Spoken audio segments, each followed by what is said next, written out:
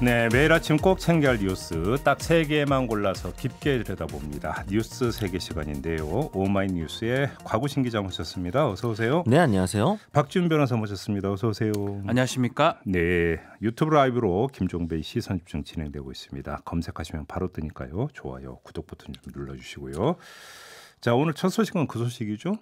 네, 이 소식입니다. 윤석열 검찰총장이 엿새 만에 입장을 내놓았죠. 서울고검 검사장으로 하여금 현재 서울중앙지검 수사팀이 포함되는 독립적 수사본부를 구성하여 검찰총장 지휘를 받지 아니하고 수사 결과만 검찰총장에게 보고하는 방식으로 법무부 장관에게 건의했다라고 밝혔습니다. 그리고 100분 만에 이제 추미애 장관은 거부했고요. 네, 그렇습니다. 총장의 건의사항은 사실상 수사팀의 교체 변경을 포함하고 있으므로 문헌대로 장관의 지시를 이행하는 것이라 볼 수 없음이라고 명확하게 못을 박았습니다. 네. 그러니까 윤석열 총장 입장에서는 이제 기본 수사팀을 포함한다는 나름의 절충안을 거시면서 내놓은 걸로 보이는데 받아들일 수 없다라고 선을 그으면서 또 곤란해진 상황입니다. 아무튼 법무부에서는 이제 즉각 거부 입장 내놓으면서 시한은 오늘 10시까지다. 10시까지죠. 네. 그 얘기를 다시 확인했어요. 예. 그러니까 그 오늘 오전 10시까지 윤석열 검찰총장이 뭔가 추가적인 입장을 내놓지 않으면 네. 그러니까 지휘권 발동을 거부한 것으로 간주를 하고 뭔가 추가 조치에 들어간다. 이렇게 해석을 해야 되는 거죠. 그렇죠. 그 시한을 원래 처음에는 안 정했다가 어제 정했죠. 네. 정했는데 이렇게 뭔가 제한 비슷한 게 돌았는데 그것도 사실 아니기 때문에 다시 시한을 줬기 때문에 네. 그 시한까지 얘기가 안 들어온다면 거부라고 지금 받아들일 걸로 보입니다. 그러니까 윤석열 총장이 그래서 이제 그 거부를 당했으니까 뭔가 다시 안을 낼 가능성은 거의 없다고 봐야 되는 거 아니에요? 문제는 사실은 이 뭐 검사장, 고검장을 뭐 중심으로 한다고 하고 뭐 똑같은 얘기는 이제 없을 것 같습니다. 네. 받느냐 마느냐 같고요. 예. 만약에 받게 되면 뭐 큰 문제 없이 끝날 수는 있지만 예. 안 받게 되면 뭐 감찰이라든지 다른 것들이 전개될 가능성이 큽니다. 그러니까요. 그러니까 뭐 일부 보도 등을 보게 되면은 결국 이제 완전 수용이냐 아니면 총장직을 던지느냐 이 정도를 이렇게 압축해서 보는 보도들도 꽤 있더라고요. 그러니까 지금 이번에 나온 안이 사실상 대검과 법무부가 어느 정도 사전에 공감대를 형성했던 것이라는 추측이 나오는데 그거를 추미애 장관이 명확하게 거부를 하면서 어쨌든 이제 뭔가를 넣고 받고 빼고 이런 식의 조율은 불가능하다. 결과적으로는 전부 받을 거냐 마냐 all or nothing이다. 그러니까 이렇게 지금 보는 해석들이 많죠. 대검 쪽도 그렇고 법무부에도 검사 출신들이 뭐 검사들이죠. 출신도 아니죠. 검사들이 꽤 있습니다. 아니 검찰국이 있잖아요. 예, 검찰국. 검찰국도 있고 사실상 지금은 조금 변했지만 불과 이번 정권 전만 해도 거의 뭐 90%가 검사들이었거든요. 국장들이. 예. 국장뿐만 아니라. 그렇기 때문에 아마 이런 어떤 입장을 내놓을 때도 어느 정도 조율이 된 것 같은데 문제는 장관의 마음을 몰랐던 것 같아요. 추미애 장관은 그 시한을 줄 때부터 뭐 받아라는 뜻으로 자고우면까지 얘기를 한 거거든요. 그러다 보니까 또 다른 뭐 어떤 갈등 양상으로 간 건데. 그러니까 지금 그 박지훈 변호사 말씀은 그러니까 이제 실무선에서 그렇죠, 이제 양쪽이 그렇죠. 조율을 하긴 한 것 같은데 추미애 장관은 모르는 상태에서 한 것 같은 저는 그렇게 말씀이신가요? 봅니다. 그러니까 그래요? 검찰이 꽤 많기 때문에 예. 뭐 이렇게 우리가 갈등 양상으로 되겠냐. 예. 그래서 이 정도 뭐 예를 들어서 수사팀은 포함시키면서 새로운 고검장이 지휘하는 양식 이 정도면 받을 수 있는 거 아니냐라고 협의안을 절충안을 찾은 것 같아요. 그렇지만 그게 추미애 장관하고 생각하고는 완전히 달랐던 게 아닌가 생각이 듭니다. 그러면 그 지금 뭐 보도에 따르면 법무부 검찰국 쪽에서 네, 저는 그렇게 봅니다. 대검 쪽하고 이제 그 계속 조율을 해왔다 이런 보도가 나오고 있는데 그러면 법무부 검찰국의 단독 행동이다? 뭐 제가 제가 단독으로 또 말씀드릴 수는 없지만 네. 그럴 가능성이 높아 보여요. 그렇지 않고서는 이렇게 쉽게 얘기하기가 어렵습니다. 또 정치권에서도 이런 얘기 좀 계속 나왔었거든요. 예. 근데 사실은 이 부분에서 검증할 게 여러 가지가 있는데 지금 보도가 이제 계속 그렇게 나오고 있더라고요. 근데 저 그러면 대검에서 어제 저녁에 입장을 발표했대. 아 그러면 저 이제 조율을 했다고 쳐요. 네. 그러면 추미애 장관한테 오케이 받았냐? 를 확인하고 사실은 입장을 내놓는 게 순서잖아요. 그랬어야 되는데 그거가 지금 가장 근데 그게 문제가 아니었다는 얘기죠. 지금 보면 아니에요. 결과를 놓고 보면 그게 또 아니었. 1시간 반 만에 그냥 바로 1시간 40분 만에 바로 그러니까 이게 반대 좀 나왔거든요. 뭔가 앞뒤가 좀 뭔가 좀 일단 좀 정리가 좀 되고 팩트 체크가 좀 돼야 되는 문제가 아닌가 싶어서 그렇죠. 좀 그러니까 드리는 거거든요. 그렇죠. 네. 알 수가 없습니다. 네, 아무튼 참 근데 확인은 될지는 잘 모르겠습니다. 확인 안 될 겁니다. 이건 확인해 줄 사람도 없고요. 그러니까 지금 통합당은 그 어제 사실 윤석열 검찰총장을 법사위를 열어서 부르겠다라고 이야기를 한 상황이거든요. 그러니까 물론 통합당이 원하는 대로 법사위 회의가 열릴지는 좀 미지수이긴 한데 통합당 입장에서는 지금 상황에서 추미애 장관과 여당이 자꾸 이런 식으로 여론전을 하고 있는 거다. 윤석열 총장을 직접 불러서 국회에서 이야기를 들어봐야겠다. 직접 목소리로 입장을 들어보면 좀 명확해지지 않겠느냐. 라고 이야기를 하고 있는데 또 백혜련 간사는 굉장히 명확하게 그건 전례가 없는 일이다라고 선을 그은 상황이거든요. 이제 그 전례가 없다라는 게 특정 사건 수사와 관련해서 검찰총장을 뭔가 불러가지고 법사위에 불러서 나오지도 않죠. 예. 물어본 전례 이거는 안 된다면서요? 제가 알기로 검찰총장 국정감사 때 한번 나옵니다.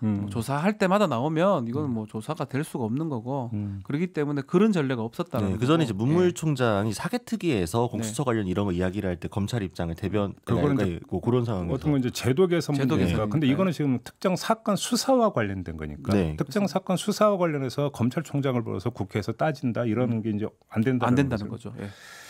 알겠습니다. 아무튼 뭐 추미애 법무장관이 일단 거부를 했기 때문에 그러니까 서울 고검장이 지휘하는 독립적인 수사본부 카드는 사실상 이제 물 건너갔다고 치더라도 일단 점검을 하는 게 서울 고검장이 지금 누구예요? 김영대 검사장입니다. 예, 어떤 사람이에요? 뭐 이제 윤석열 사단이나 뭐 이런 얘기를 하잖아요. 네. 뭐 그쪽에 뭐 같이 관계 있는 사람은 아니고요. 사실은 뭐 좀 일을 열심히 하고 좀 조용조용한 그런 스타일로 좀 알려져 있습니다. 알겠습니다. 근데 중간 기관이죠. 서울중앙지검하고 대검의 딱 중간 기관이 서울 고검이거든요. 그렇죠. 그래서 이성윤 지검장하고는 뭐 우리 껄끄러운 관계를 다 알고 있기 때문에 중간 기관장인 서울 고검장을 선택을 한 게 아닌가. 그리고 선택을 하게 되면 대리인이 될 수밖에 없어요. 누구의 대리인이죠? 검찰총장의 대리인이 될 수밖에 없죠, 사실은. 임명을 한다면요. 그러니까 사실은 근데 초점은 오히려 김영대 서울 고검장이 아니라 이성윤 서울 중앙지검장. 그렇죠. 배제시키고 왜냐하면 싶은 이건 거예요. 이성윤 지검장을 배제한 것 아니냐. 네. 뭐 이런 해석이 나오더라고요. 아무튼 뭐 짚어야 될 문제가 한두 가지가 아닌데요. 이 관련해서는 지금 그러니까 이후에 지금 두 건의 인터뷰가 좀 기다리고 있습니다.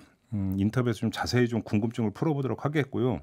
근데 이 와중에 이동재 전 기자 쪽이 수사심의위원회를 또 소집을 신청을 했다면서요? 네, 그렇습니다. 이동재 전 채널A 기자가 검찰 수사심의위원회 소집을 신청했다라는 보도가 나왔는데요. 일종의 이제 맞불을 놓은 거다라는 지적들이 좀 나오고 있습니다. 지금 서울중앙지검 피의자 자격으로 수사 계속 여부, 기소 여부, 적정성 등에 대한 외부 전문가 판단을 받아보고 싶다라고 밝힌 상황입니다. 그러니까 이제 전문 수사 자문단 소집을 신청을 해서 받아들여졌는데.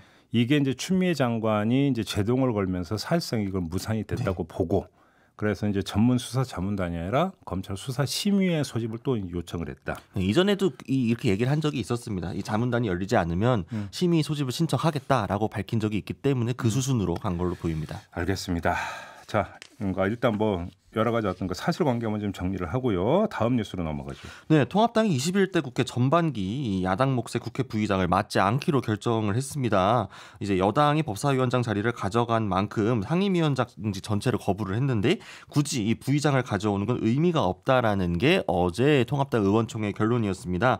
실제로 유력한 부의장 후보였던 정진석 의원 역시 나서서 부의장직을 거부한 상황입니다. 심상정 대표 이야기가 나오던데 무슨 이야기예요? 네, 그러니까 이제 그러고 나서 어제 머니투데이가 단독으로 쓴 보도 내용을 좀 정리를 해보면 이 통합당이 국회 부의장직을 맡지 않겠다고 공식화를 한 만큼 남은 한 자리 국회 부의장 자리를 어떻게 하면 좋을지 논의를 했는데 심상정 의원이 유력하게 검토되고 있다라는 얘기였습니다. 그러니까 그 한 자리는 야당 몫이기 그렇죠. 때문에 제1야당인 그 미래통합당이 이 자리를 거부를 하면 제2야당에서 나와야 된다. 이제 이런 형식 논리에 따라서 그러면 선수가 제일 높은 심상정 의원 이렇게 간 거죠. 간단히 이야기하면. 그렇죠. 이제 야당 중에서 이제 의석수로 보나 선수로 보나 이렇게 된 거죠. 아주 딱 정해져 있어요. 아주 그냥. 단순한 논리인데 선수 국회의원 그러니까요. 수 딱 따졌을 근데 또 때. 뭐 아니라는 이야기가 나온다. 그러니까 그렇게 보도가 나오고 나서 이제 국회 의장실 측에서는 이 기자들에게 문자를 보냈습니다. 일부 언론에 보도된 이 야당목 국회 부의장의 심상정 추진 기사는